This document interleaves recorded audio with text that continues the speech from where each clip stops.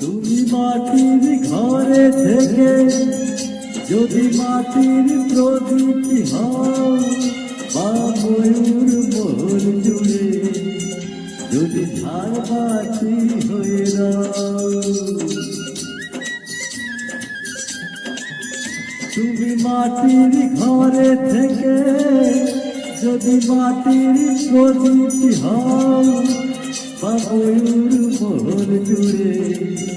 যদি ঝাড়বাতি হয়ে দাও,